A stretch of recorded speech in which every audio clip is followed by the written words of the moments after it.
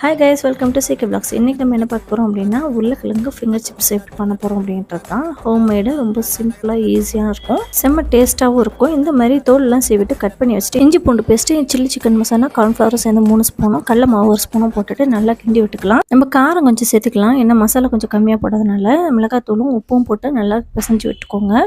ஒரு 1/4 மணி நேரம் ஊறினா போதும்.